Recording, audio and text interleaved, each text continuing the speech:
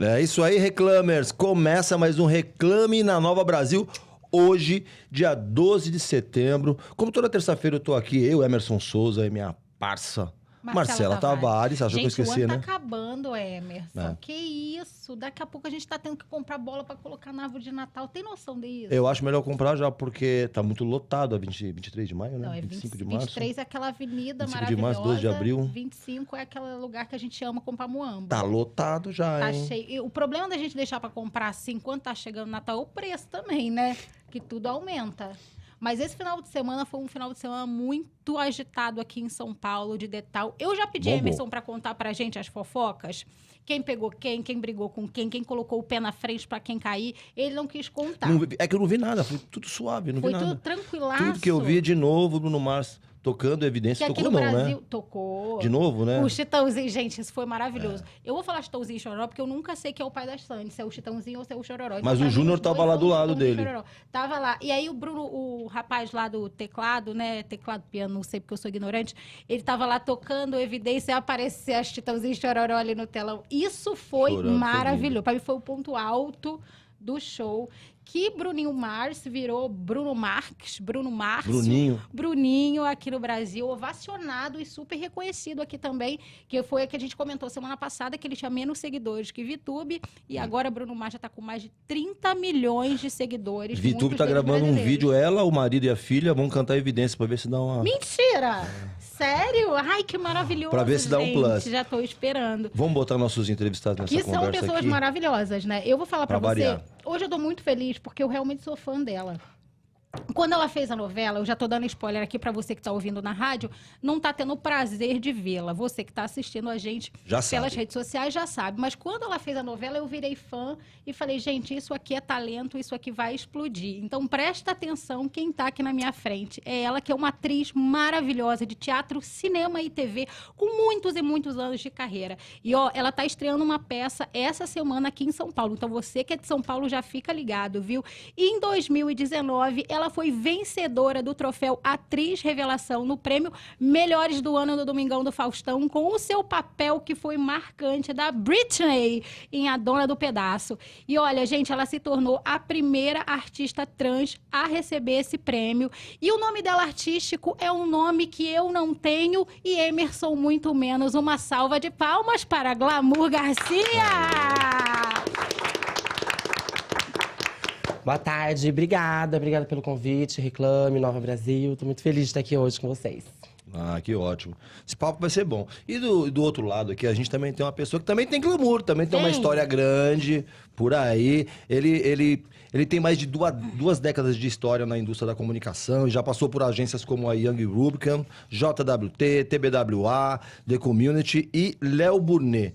Ele né, um dos redatores mais premiados do mundo e tem até uma campanha sua na coleção permanente de publicidade do MoMA, do Museu de Arte Moderna, lá em Nova York. Ele é diretor executivo hoje, né, de criação da Grey. Muito obrigado pela presença, meu parça de 20 anos e dessa trajetória toda, João Caetano. Tem história também, hein? Muito obrigado pelo convite, Marcela, Emerson, Nova Brasil, Reclame. Prazer enorme estar aqui com vocês, ainda mais ao lado da Glamour. Maravilhosa, meu irmão te mandou um beijo. Obrigada. Ele soube que eu ia estar aqui com você. Muito legal, obrigado pelo convite. Agora, eu tenho uma curiosidade, na verdade não é nenhuma pergunta, tá, João? Uma curiosidade. O que é mais difícil? Executar uma criação ou pronunciar o nome dessas agências? Porque sempre o é complicado. O que é mais difícil? Você tem razão, né? Porque é sempre muito complicado, né? Não colocam a Silva Agência, não, uma coisa assim mais brasileira. É porque a gente tem uma referência muito grande das agências de fora do Brasil? É porque, na verdade, elas são redes globais. São grupos, né? São grupos globais. E, normalmente, esses nomes são siglas com as iniciais dos fundadores. E, no caso da Grey, onde eu trabalho hoje em dia, não. Tem uma história curiosa, porque a Grey foi fundada num momento muito complicado em Nova York. E eram dois jovens de 18 anos, judeus, num período muito antissemita. E aí eles falaram, nós não vamos colocar os nomes, nossos sobrenomes na agência. E eles olharam o lugar onde eles tinham alugado para fazer um estúdio, eles chamavam de estúdio, tinha as paredes cinza, então eles colocaram de Grey o nome. Essa tem uma história, pelo menos, por trás. Entendi. Não é por causa do Christian Grey, você que pensou, eu sei que você de casa pensou, mas não é, né? Tenho certeza. E você, Glamour? Vamos começar por aí também. Quando é que nasceu a Glamour? A Glamour, eu acho que uns quase já 20 anos. Foi o primeiro nome artístico que eu comecei a usar e foi o único que ficou. Eu ainda nem me expressava assim muito como cidadã brasileira, vamos assim dizer. Eu ainda estava numa fase bem inicial. Quantos anos você tinha? Nessa fase eu devia ter uns 12, 13 anos. Quando comecei a usar esse nome artístico já foi um pouco polêmico, porque eu ainda estava no colegial, né? Então, você imagina. Uma pessoa, de repente, um dia aparece com um nome artístico e fala que vai estudar teatro. E hoje em dia eu dou risada, mas foi bem interessante. Foi um movimento, assim, de que a Glamour veio antes da Daniela até mesmo, né? Assim como trajetória mesmo. Acho que a Glamour foi o que foi fundamentando para que a Daniela também chegasse em algum momento mais firme, mais precisa, mais, né, entendendo tudo. Eu comecei a ter vários entendimentos de vida através da arte mesmo, né? Do teatro, da vivência, né? Mas você tinha na família algum artista, alguma inspiração? Não. De onde veio? De onde surgiu essa... Não sei, eu também não sei. Quando o bichinho da arte eu, te picou? assim, acho que eu tenho bastante da personalidade do meu pai, que sempre trabalhou com evento e sempre foi uma pessoa muito, assim, muito dada, muito divertida, também, assim, com bastante... Uma pessoa muito apaixonada pelo que fazia sempre. Então, eu acho que essa animação, assim, essa agitação toda também, que eu sou meio que ligada no 880, né, se deixar, eu acho que vem da convivência com meu pai mesmo, que sempre foi uma pessoa mais extrovertida, vamos assim dizer. Então, mas você começou no teatro? Comecei no teatro. E aí, quando você começou a fazer teatro, você já tinha pretensão... Não é pretensão, perdão a palavra. Você já enxergava que ia dar certo? Ou você falava assim, será que não é um hobby? Eu acho que assim, algumas dúvidas e incertezas, elas sempre são normais nesse processo, quando você começa a estudar a atuação e realmente decide dedicar, né, seu tempo profissional, sua vida, né, o seu estudo, a sua permanência nessa produção de linguagem, que ela é bem complicada, né? Você vai sempre acho que a gente vai sempre se colocar em questão, né? Se é um fazer artístico bastante crítico, mas eu, naquela época, estava bastante animada, queria estudar, tinha acabado de conhecer tudo isso. E mal sabia que eu ia conhecer muito mais coisas, que eu ia ampliar muito a minha visão como pessoa. O mundo ia conhecer você, né? Não digo só por isso, mas acho que por tudo que eu vim a vivenciar através dessa experiência, né? A gente acaba se limitando muitas vezes, sendo que o mundo está inteiro, né? Pra gente descobrir, vivenciar. E a arte, ela não só é só um filtro, ela também é um meio, né? Pelo qual a gente vai fazendo essa experiência toda de estar viva aqui, porque para mim é pelo menos uma montanha-russa. Sobe, desce de emoções a todo momento. Maneira de viver, né? Acho que não é nem só a minha vida profissional ou o que eu decidi fazer, hoje também tem a minha vida pessoal, né? Essa pessoa toda...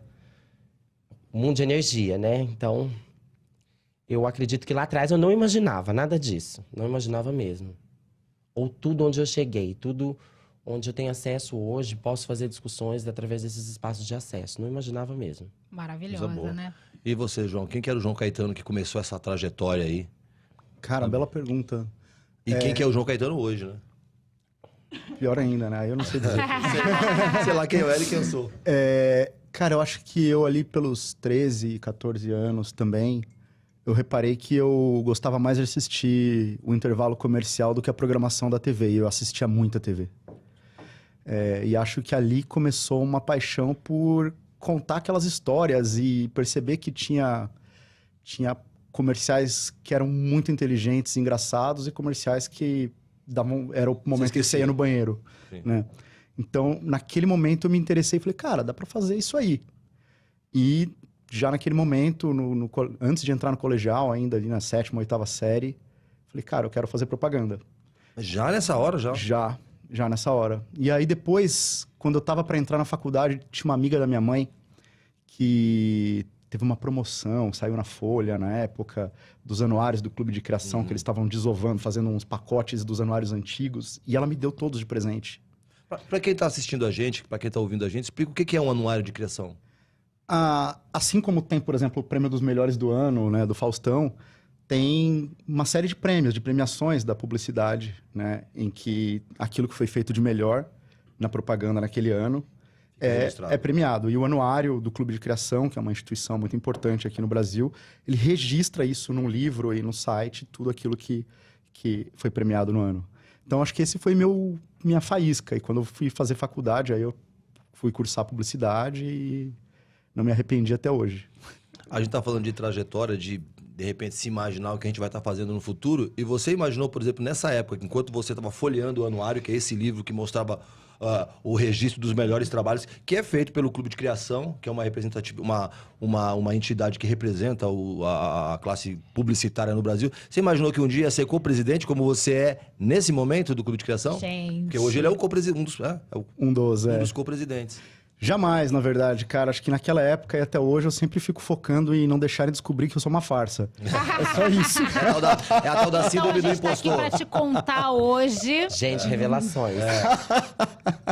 Não, nunca imaginei isso. Acho que o meu foco foi sempre fazer um trabalho que me divertisse e me conectasse com as pessoas. E que fizesse bem pras marcas e pros lugares onde eu trabalhasse, mas com um prazer para mim de ter orgulho daquilo que eu estava fazendo. Esse sempre foi meu foco. E foi durante a faculdade que você falou assim, gente, vou para criação, ou alguma coisa que trouxe você e falou, gente, eu sou bom nisso mesmo, é aqui que eu vou ficar? Cara, acho que como eu já queria, minha intenção em fazer propaganda era criar desde sempre, então antes da faculdade eu já sabia que era isso que eu queria ser. E como, simplificando muito para a cabeça de um menino de 17 anos, eu não sabia desenhar, eu falei, bom, escrever eu consigo tentar. Então, esse foi o caminho. Eu acho que na faculdade a luta foi para não ser desvirtuado disso, sabe? Vai para alguma outra área e tal. Não, eu quis persistir e fazer isso. E se a gente te desse uma graninha? Porque a gente tem um orçamento baixo, né? Sim. Aqui a gente não tem uma coisa... Você faria um comercial pra gente, assim, no nosso programa? Criaria, assim, uma... A gente pode negociar depois daqui. A Sil tá ali, ó. A gente negocia, vamos fazer. Ela não veio à toa. Tá vendo? O DNA judeu continua até agora da operação, né? Da Grace. Nós pode fazer negocinha, picha, logo mais. É assim que fala? Judeu, Tá, entendi. Então, deixa eu falar com a Glamour aqui, que é Manda. mais interessante do que eu ouvir as piadas de Emerson. Eu quero Nossa, saber... ela me humilha. Não tô te humilhando, é que essa não foi boa. Foi ruim mesmo. Desculpa. Eu queria saber como é que veio o convite para a Dona do Pedaço, que foi uma novela que estourou. Todo mundo amava Britney, né? Eu recebi um convite. Deixa eu só aproveitar, você falou que já descobriu com 12, 13 anos, que queria ser atriz e aí foi. Tá, e como é que foi essa trajetória? Dessa hora que você descobriu até você chegar nesse convite. Isso aí, nossa, isso tem bastante história. Mas, assim, em resumo, eu saí do ensino médio e fui para a faculdade, onde eu comecei a estudar artes cênicas. Daí eu comecei a desenvolver um entendimento real do que era atuação, né? E se eu queria realmente atuar, ou se eu queria ver outro tipo de trajetória mesmo dentro das artes cênicas, né? Porque Por isso é importante estudar, sim, né? Claro. A atuação é uma dessas linguagens que está dentro desse processo, né? De formação. Eu falei, não, quero atuar. Não, gosto de atuar, amo atuar. É isso que... Eu tinha um lado mais intuitivo ainda nesse momento, porque eu não tinha nem conhecimento suficiente, né? A gente tem essas vivências... Eu, pelo menos, comecei a estudar teatro na escola. Então, eu tinha essa vivência escolar, que não... É completamente Não diferente, tem nada a ver com a né? vivência mesmo do artístico, né? E, bom, comecei aí. De Londrina eu vim para São Paulo, estudar na PUC. E aqui eu comecei a tentar me envolver já com outros tipos de projeto, com outros focos e núcleos de pesquisa, de diretores, bailarinos e, assim, artistas plásticos que estavam desenvolvendo pesquisas em vários momentos diferentes, de várias linguagens diferentes. E aí eu fui já, né, um pouco mais entendida do que eu estava fazendo, me introduzindo nesses núcleos de pesquisa. Desses núcleos de pesquisa, eu comecei a despontar um pouco mais daí na minha carreira de audiovisual. Isso já há uns 10 anos atrás, mais ou menos. Então, daí eu comecei a focar, né? Fazia esses trabalhos de pesquisa, de estudo, que eu tinha interesse, mas continuava ali me dedicando ao audiovisual, que estava tendo bastante espaço para mim de trabalho. E fiquei bastante tempo até essa peça, que é o primeiro trabalho que eu estou fazendo fora do audiovisual, que, aliás, a gente vai em falar atuação. muito dela, né? É claro que eu simplifiquei tudo aqui, porque se deixar eu vou ficar contando tudo em detalhes, né? Mas Fica à vontade também, se quiser o contar convite tudo. chegou ali há 4 anos atrás, quando, né, tava tendo esse processo seletivo para essa personagem dentro da empresa, né? Já nesse processo já todo avançado, já, né, de quase quase já a estreia do trabalho, né? E eu participei, fiz primeiro um teste, depois participei de um processo com outras atrizes. E desse processo veio o convite para fazer a Britney em 2019, em A Dona do Pedaço. E foi um momento muito interessante, né? Porque a gente passou uma semana inteira convivendo, eu e essas outras amigas. E foi um processo... Hoje eu olho até para isso, né? Acho que para mim fez parte até mais de um processo pessoal, até mesmo do que esse processo dentro da empresa. E foi muito legal, foi muito legal. Foi um grande desafio. E foi um tiro de canhão, porque foi. O horário nobre, né?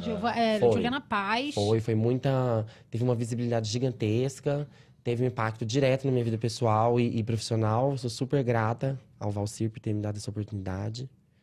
E aprendi muita coisa na garra, ao vivo e a cores, numa época em que ainda não tinha acontecido toda a Covid, então ainda era aquele mundo de informações que a gente vivia ainda em 2019... E tudo acontecendo ao mesmo tempo, praticamente numa ordem assim de horas, né? Não era nem mais diária, era de horas, né? A gente estava ali gravando, já tinha repercussão daquilo, já tinha a vivência da repercussão da vivência, e daí já mudava um pouco a história, e daí tudo ia, até que um dia chegou o final da novela, e foi aquele auge da personagem, né? Com casamento. E finalmente a história de amor que se concretizou, né? Da Britney e do Abel, que era o mais esperado para todo mundo, né? Durante toda essa novela. E foi lindo, foi maravilhoso. Pude casei uma vez em vida. Um vestido incrível, com uma grinalda pesadíssima, tem vídeo para provar. Tem vários vídeos para provar. Um beijo pro Pedro. Tá aí agora também na Fuzue, fazendo um vilão, gente. Só se eu estiver muito enganada, só se eu estiver muito errada nas minhas percepções, mas... Porque hoje em dia eu acho que as novelas mudaram muito também, principalmente desde A Dona do Pedaço até agora, né? As narrativas, as personagens, os acontecimentos, Jesus, assim... acho que não... Da Globo e de todas as produções de audiovisual no geral, né? Os streamings, os outros canais... Eu acho que, assim, o Brasil consome demais essa linguagem, né?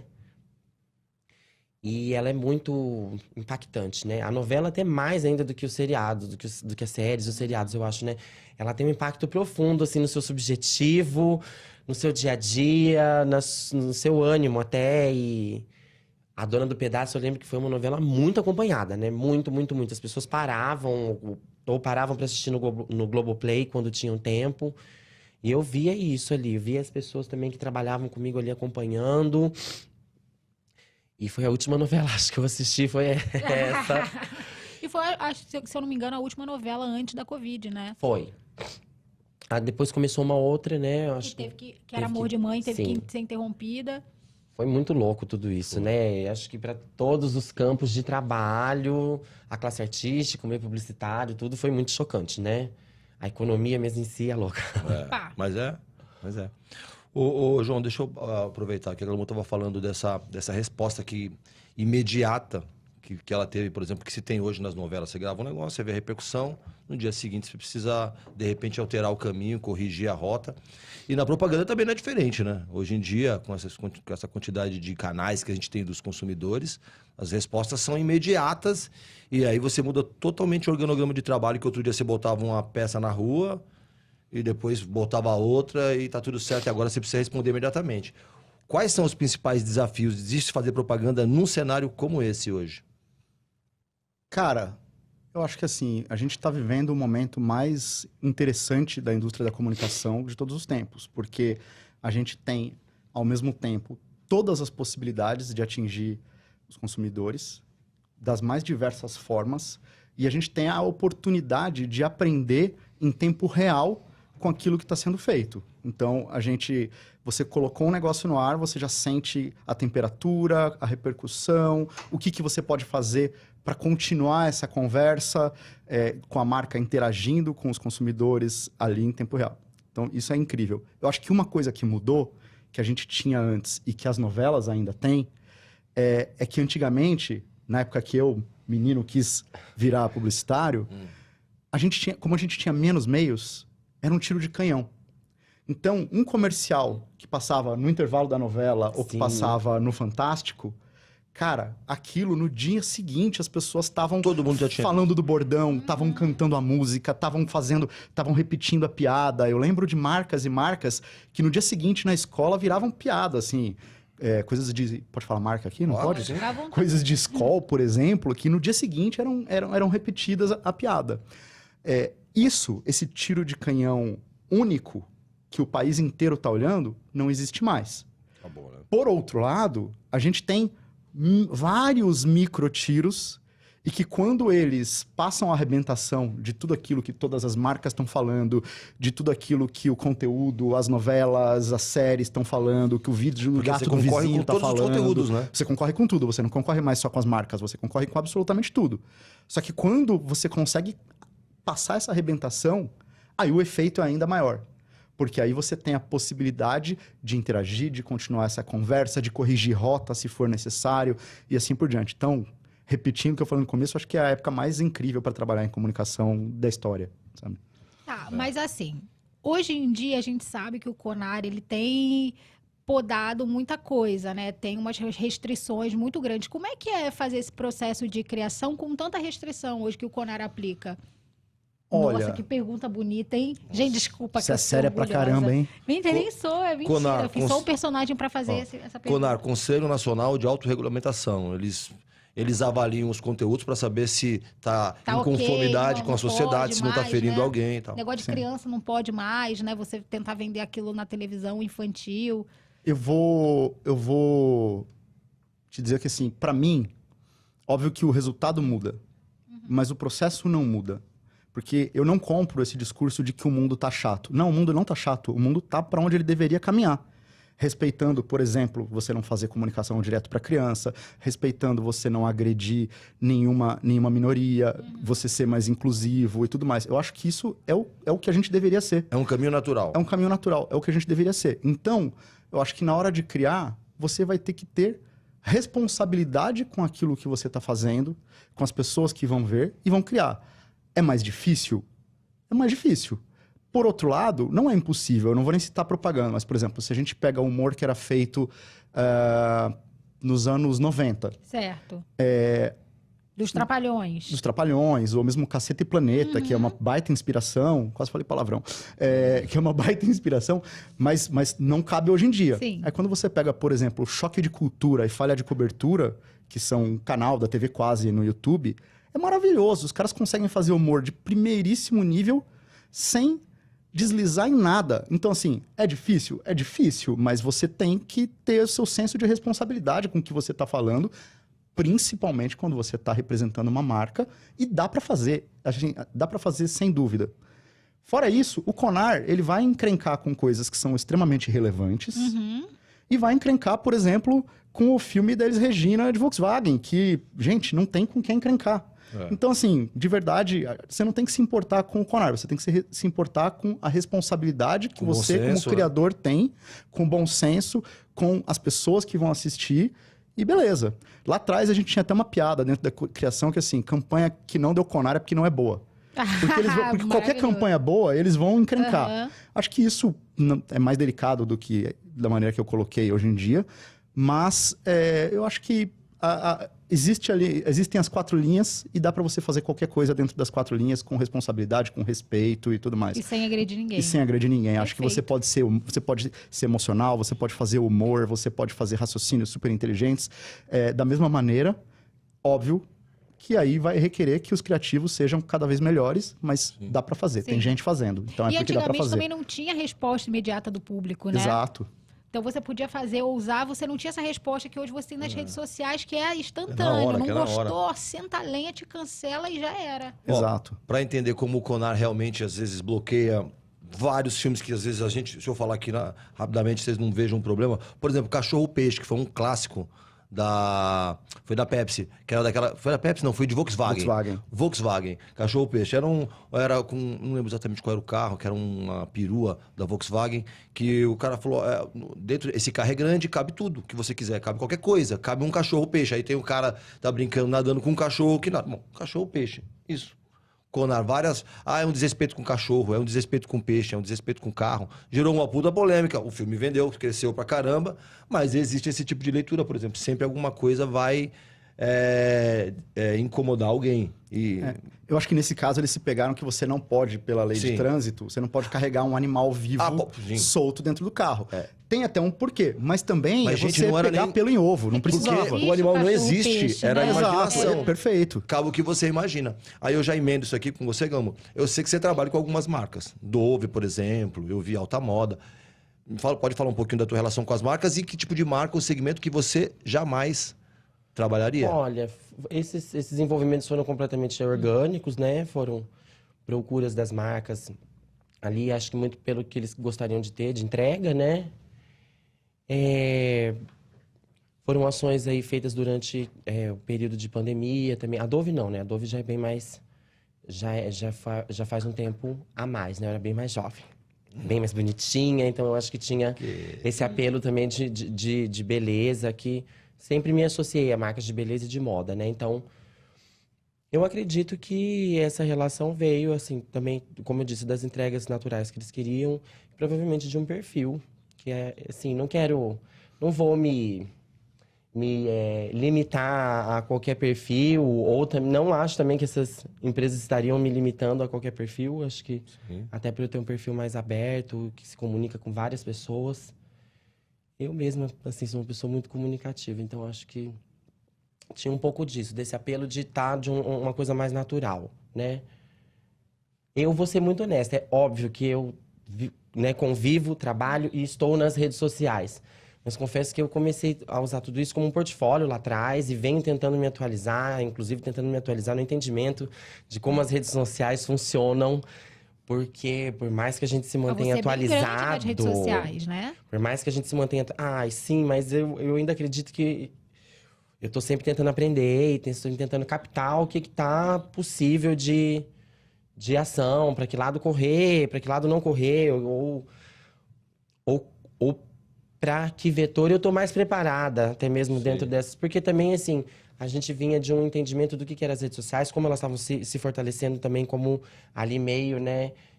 Meio e renda, né? Eu digo eu como atriz, eu como artista, né? Começou a se tornar um campo maciço de renda, né? E daí, de repente, começou a Covid e isso deu isso deu um outro vetor para a situação toda, né? Para a classe artística, para o mercado de trabalho, nessa parcela da qual participo, gosto de participar, fico feliz de ter participado, de ter feito todos esses trabalhos e de ser reconhecida como uma pessoa que é representativa e também é linda, bonita, maravilhosa. Arrasou!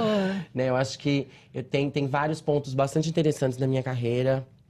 Eu fico muito feliz com esses pontos, assim, que tem alguns, inclusive, foram, né, na publicidade, na propaganda, né, que foram auges aí do meu trabalho, com marcas que me deram oportunidade de não só ter visibilidade, né, em outros momentos, quando tudo também era... hoje em dia tem, graças a Deus, um espaço muito grande, que eu, inclusive, sou super feliz de fazer parte, né, de um espaço que se ampliou de todas essas discussões.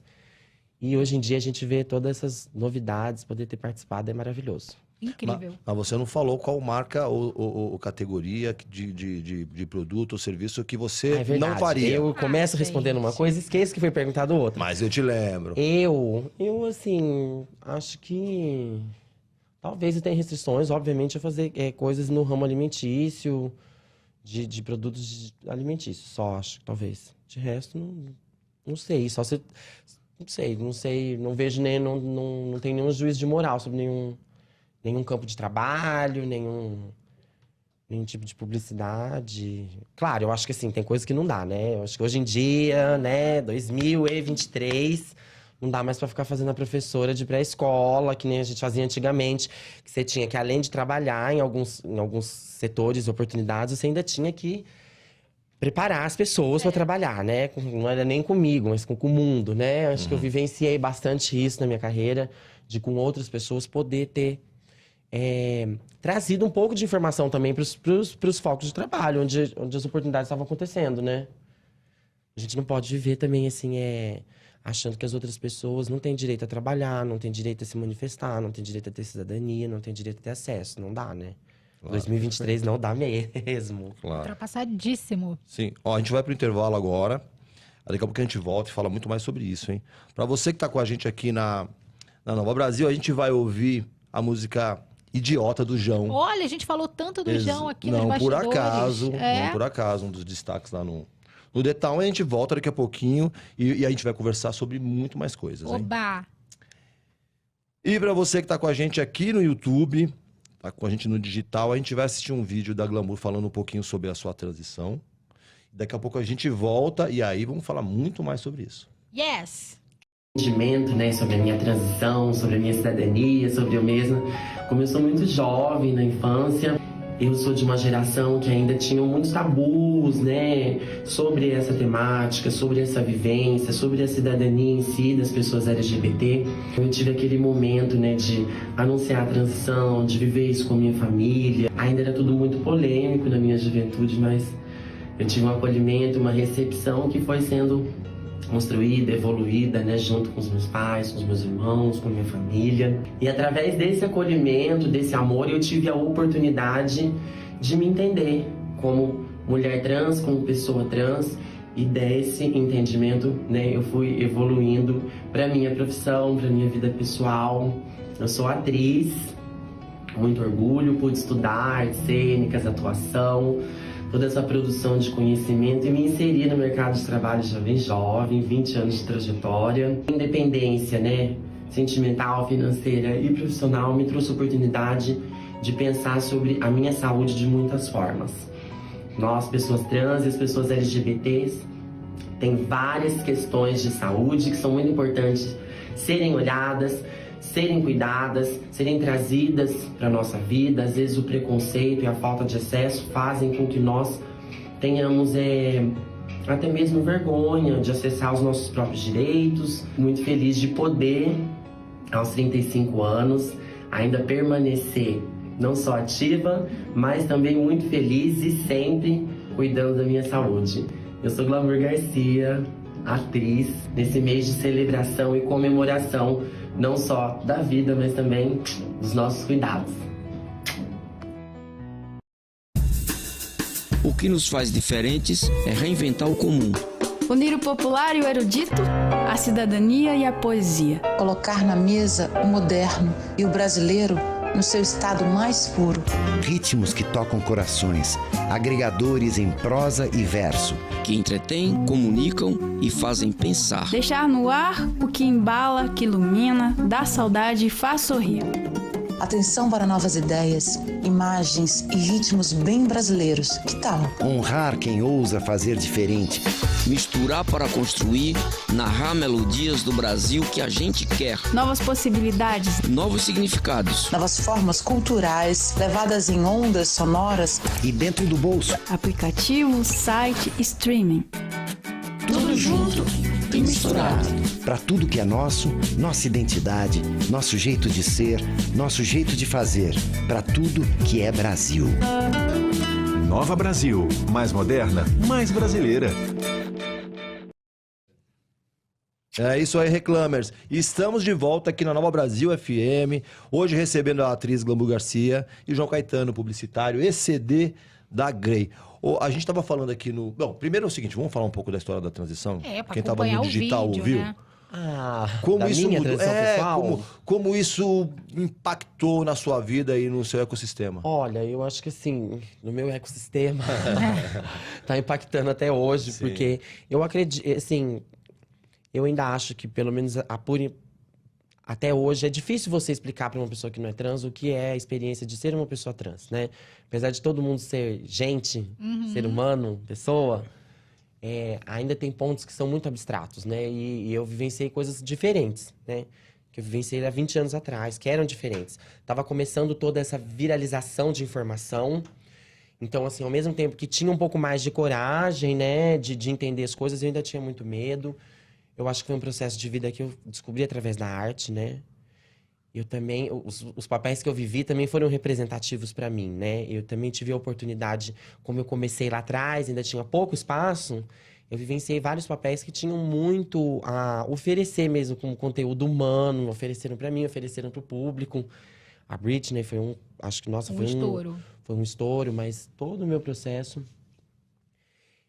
Olha, eu agradeço realmente a todos os profissionais com quem eu trabalhei na arte mesmo, que eles foram abrindo e expandindo a minha mente e eu entender realmente o que era cidadania, por que eu precisava me inserir como atriz e como artista nessa discussão, o que me faria evoluir como pessoa, porque, né, eu acho que a atuação nada mais é que esse conteúdo, acho que é um dos mais humanos de todos, né? Insubstituível, eu não sei o quão insubstituível é essa questão da produção dessa linguagem, né? De você estar ali atuando. Eu tô agora de volta no teatro, que nem... assim, pra mim uma surpresa, depois de mais de 7 anos. Tá de volta no teatro quando eu menos esperava, né? Por tudo como é o mundo hoje em dia. E ver que o teatro ainda tem força. Ver que essa linguagem ainda é uma linguagem que é muito interessante para as pessoas, mas é aquilo. É um contato totalmente diferente do que é proposto hoje em dia, né? Você tá numa temporada, você tá ali apresentando ao vivo com as pessoas te assistindo. É uma coisa que, assim, é muito diferente hoje em dia. Apesar de ser tão comum, apesar de ser a primeira linguagem de todas onde a gente aprende a atuar, né? Todo mundo. Eu sou comediante, faço drama, sou do cinema, sou do teatro. Todo mundo começou no teatro. Sim. Eu acho que todo mundo... Alguma tem coisa vibe, do teatro. Se você né? não fazia teatro, alguma coisa... Não tem como. O teatro é essa linguagem original de todas essas linguagens estão aí para criticar, seja comédia, seja tragédia, seja o drama, né? O teatro tá aí. E hoje em dia eu acho muito interessante. Eu acho muito interessante estar no teatro, como o teatro tá... qual é a ligação que o teatro tem hoje em dia com esses outros meios de comunicação, né? Por que escolher esse meio de comunicação e não escolher outro, né? Por que se dedicar... Eu, na verdade, estou amando, tô me sentindo jovem de novo, parece que estou vivendo um momento que eu vivi lá atrás, de conhecer tudo isso de novo. O processo é muito gostoso, O processo é muito né? interessante.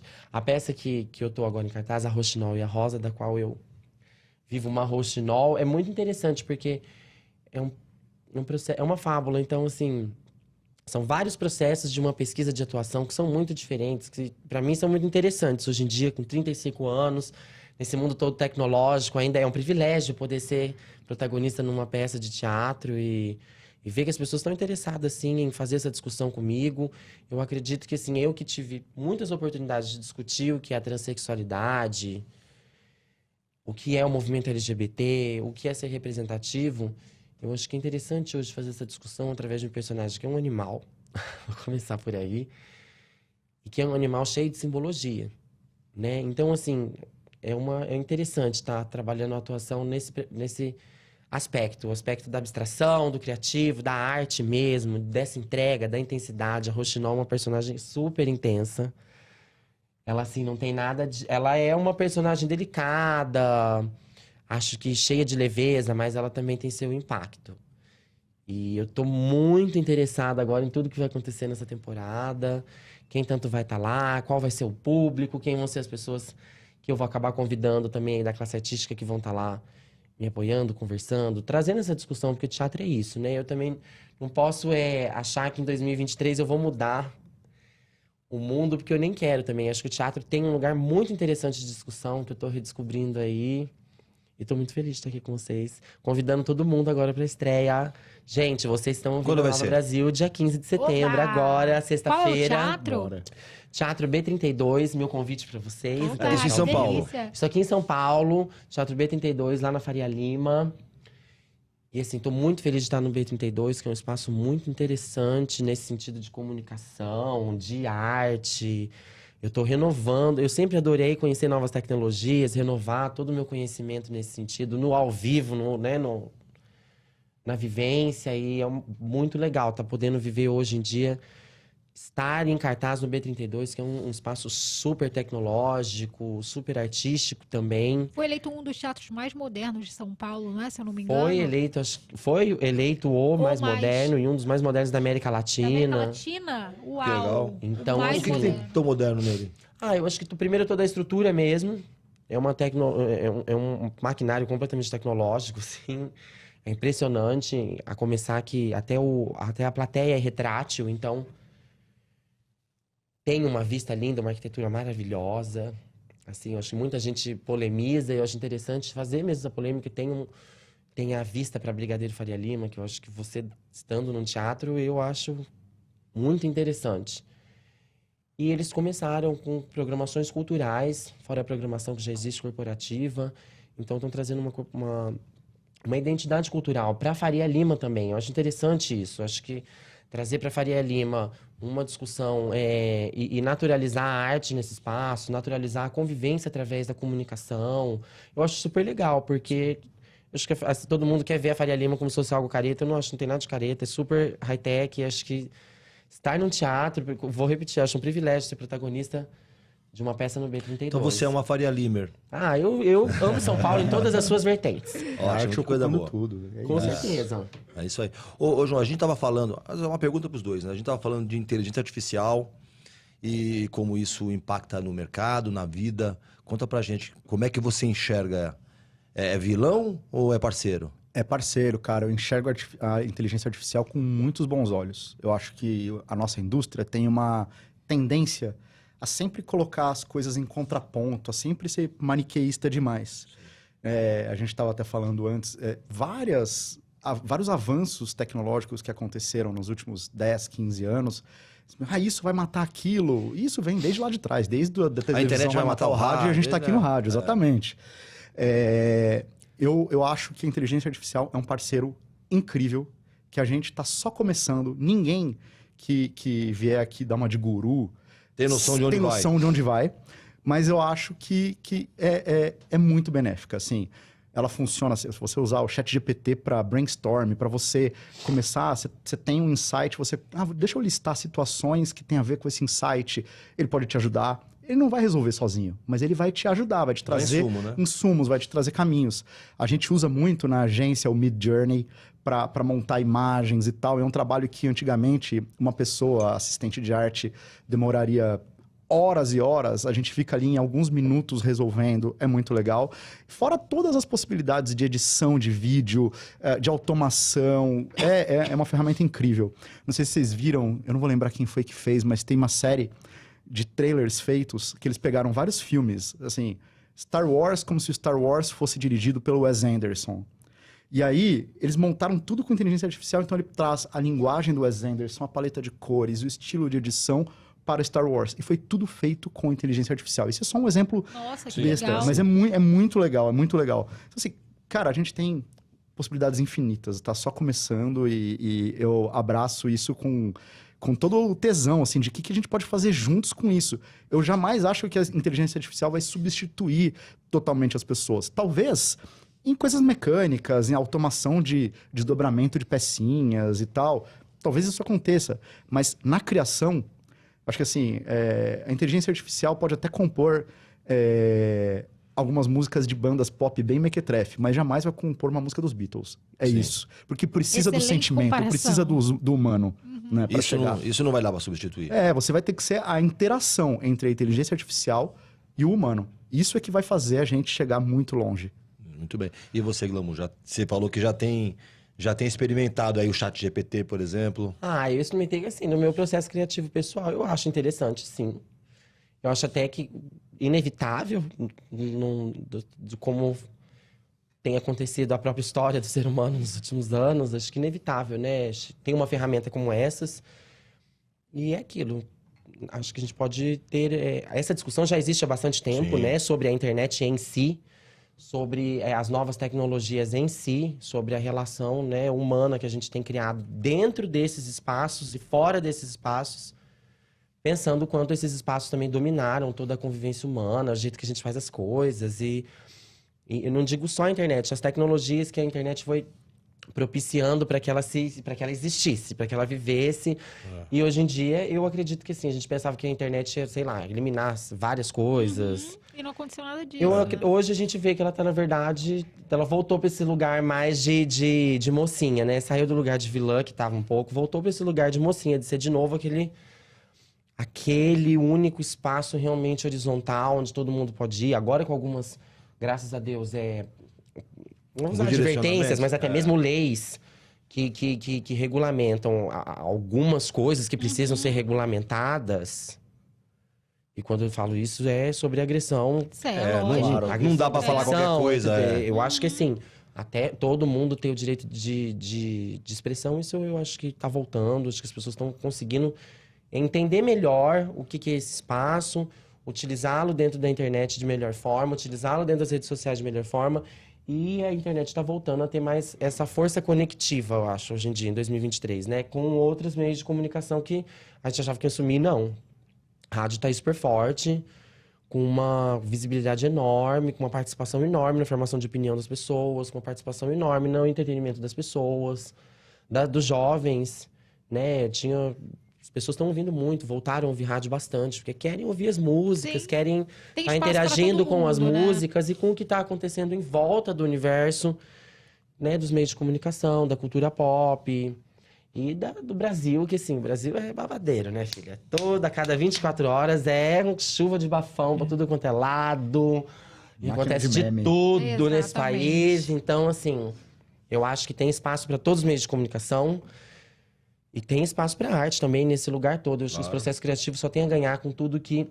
Se os artistas forem realmente respeitados, se o processo criativo for realmente respeitado, se a gente entender o que é arte e o fazer artístico, eu acho que a inteligência artificial só vai ter a ajudar. Inclusive, assim, no teatro já foi testado muita coisa em vários tipos de tecnologia, né? Antes da tecnologia, das IAs chegarem, assim mesmo como elas estão hoje em dia, muita coisa foi testada no teatro nos últimos 20 anos aí.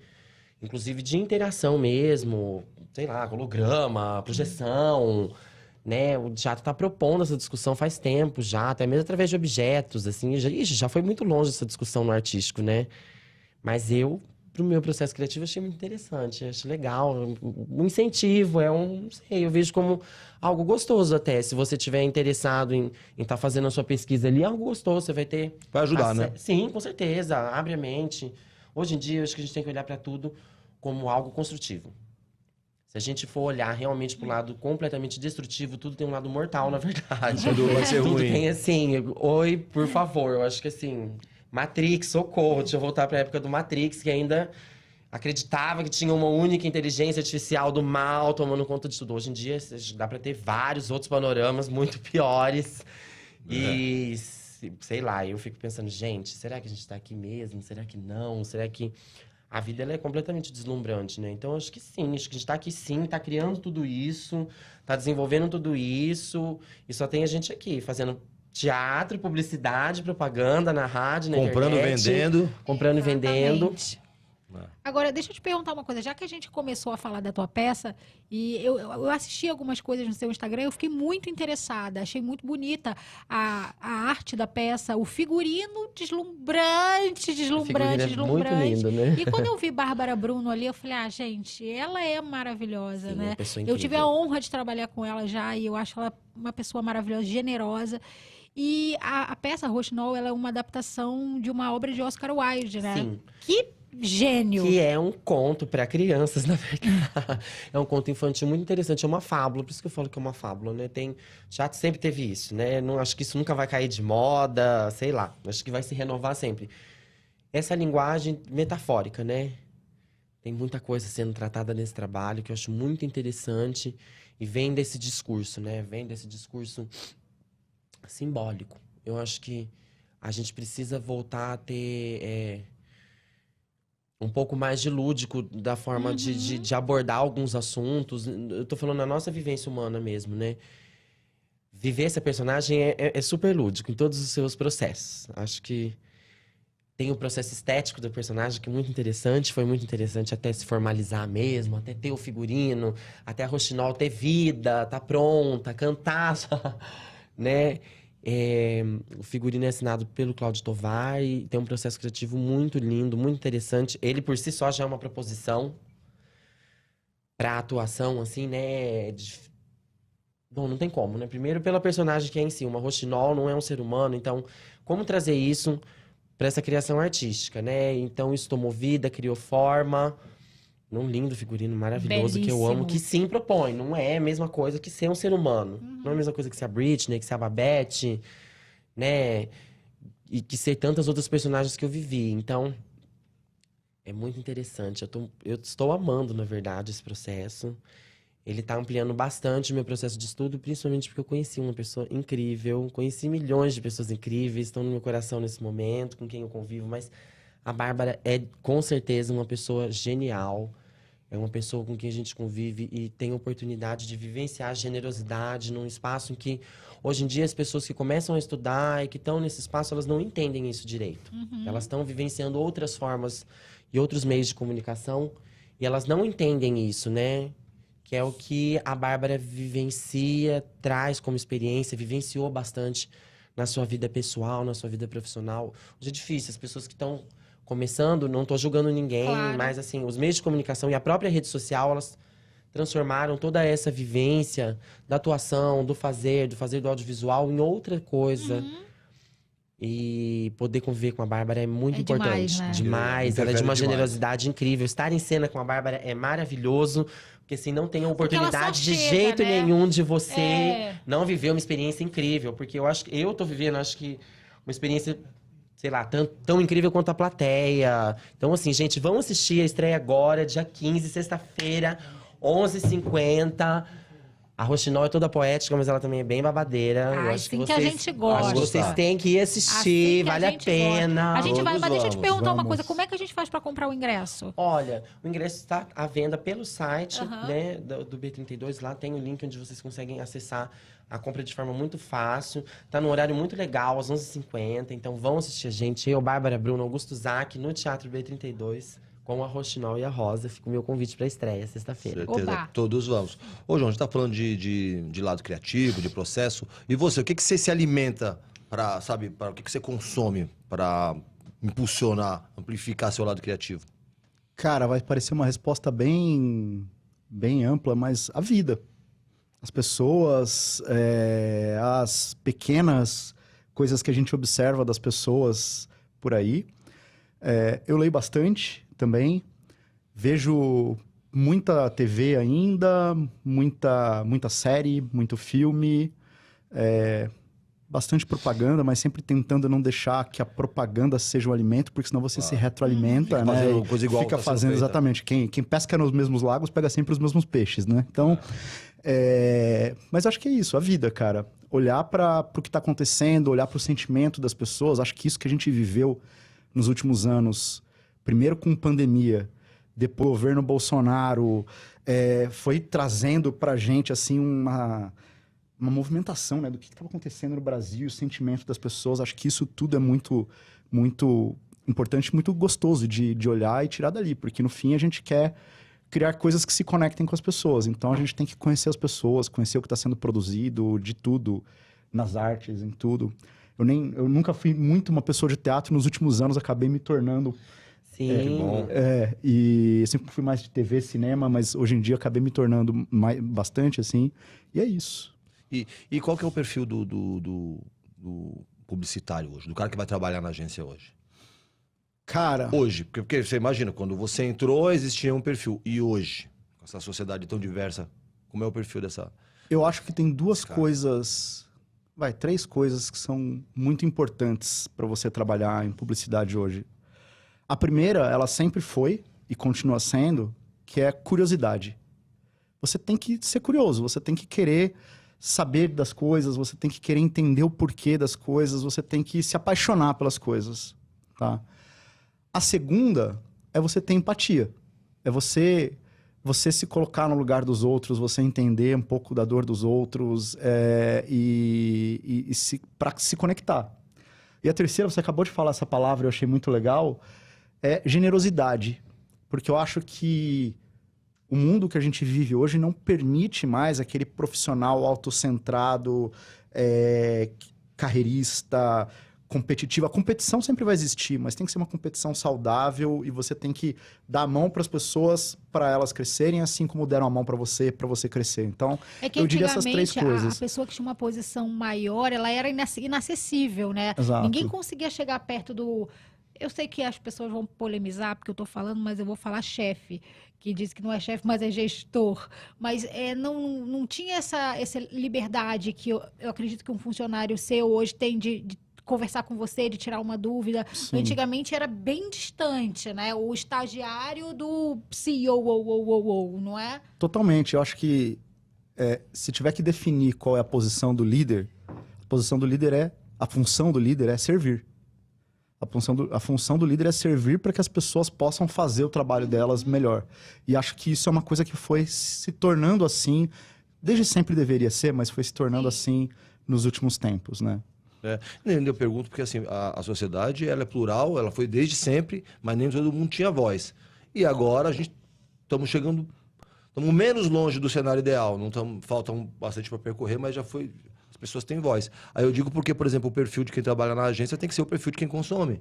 Perfeito. Porque como é que eu vou me conectar com todos os ramos, com todos os segmentos da sociedade, se dentro do meu time eu também não tenho esse segmento representado? E aí, nesse sentido que eu te pergunto, por exemplo, vamos falar da Grey especificamente, como é que funciona a questão da diversidade lá dentro? A diversidade, ela é fundamental. Eu vejo a diversidade como fundamental por 2 aspectos. O primeiro, porque é uma questão de cidadania.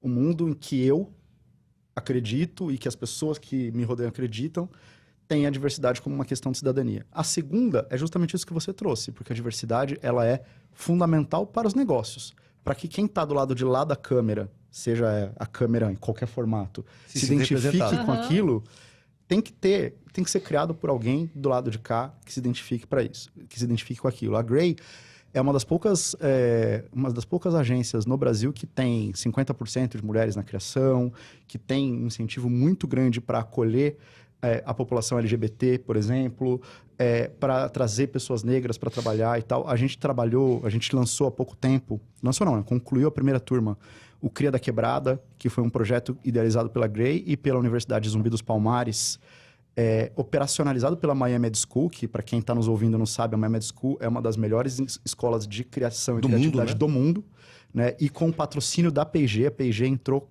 de cabeça, né, para patrocinar, e a gente acabou de ter a formatura da primeira turma, tá? E vamos continuar com a segunda turma e tal. Era uma escola específica para a formação de criativos e criativas negros de todas as idades, sem ser só para jovens, não, de todas as idades. Ótimo. E a maioria deles já está inserida no mercado. A gente organizou um evento chamado A Pasta dos Crias, que era para fazer a formatura, mas também colocar essas pessoas em contato com lideranças do mercado e apresentar para que mostrassem o trabalho que eles desenvolveram nessa primeira turma.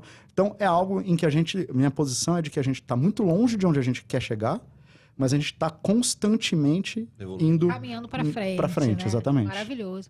Legal. Aqui, gente, olha, Emerson, eu vou falar uma coisa para você. Eu acabei de olhar aqui no relógio, é sério que já deu ali. Estamos no fim. Não. Mas vamos fazer.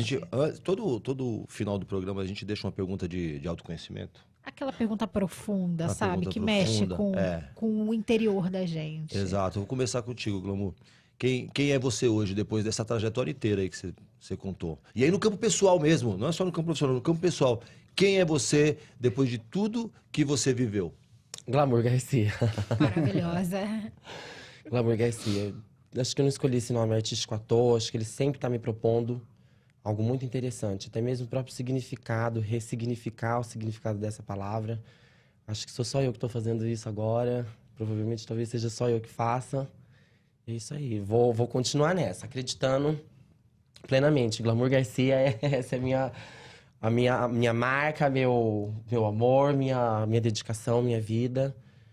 Mas também tem a Daniela, que é a Glamour, né? Então, vai ser sempre essa... Eu gosto de ser atriz por causa disso. Eu acho que a gente, com atuação, aprende a sempre atuar, sempre viver atuando, ser um ser atuante, ser um ser representativo.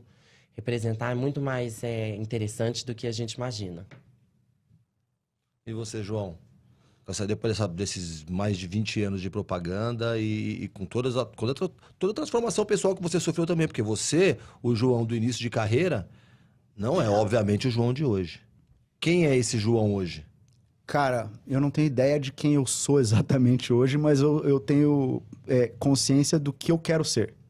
Eu quero ser uma pessoa que, em primeiro lugar, aprenda e cresça e se desconstrua com tudo aquilo que a gente está vivendo no mundo, tá? Eu quero ser alguém que se divirta com o que faz, porque a partir do momento em que você não se diverte mais com o que faz, não tem sentido. e que eu possa transmitir isso para as pessoas à minha volta e ajudar as pessoas à minha volta, as minhas 2 meninas, né, as minhas 2 filhas e assim por diante. De ser uma pessoa que faça alguma diferença na vida de quem está por perto e de quem eu venha ter contato. Maravilhoso. Nada mal, hein? Legal o programa hoje, né, Emerson? Gostei que eu nem vi o tempo passar.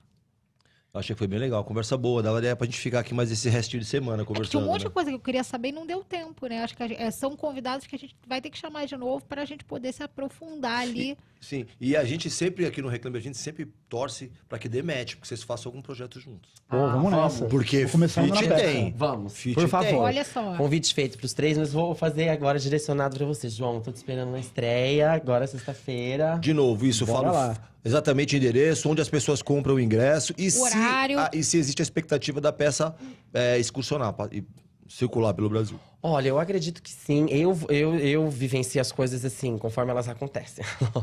Né?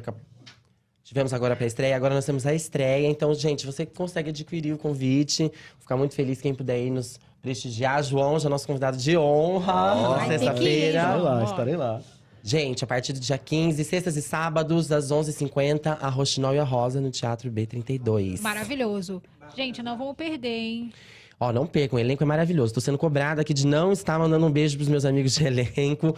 Gente, Bárbara Bruno no elenco, Augusto Zac no elenco e direção de Rony de Deus. Maravilhoso. O nome já diz tudo, gente. Vamos com Deus e ó, vamos que vamos. E vamos prestigiar. João, e você? Quem quiser conhecer mais do teu trabalho, quem quiser saber um pouco mais da gestão que se inicia aí do Clube de Criação, como é que faz pra pessoa entrar em contato contigo?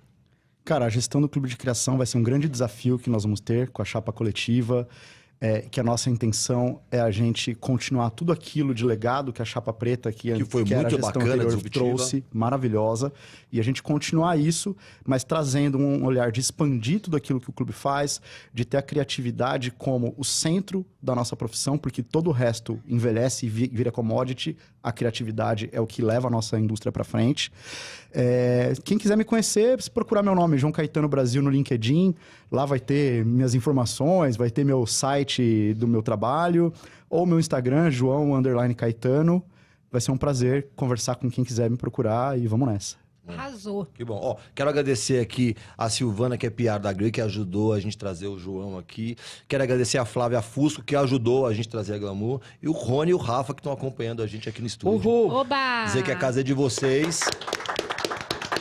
Voltem sempre, viu? E lembrando que toda terça-feira do Tu vai me agradecer? Claro, calma. Tá. Mas Não, calma. é só o quê?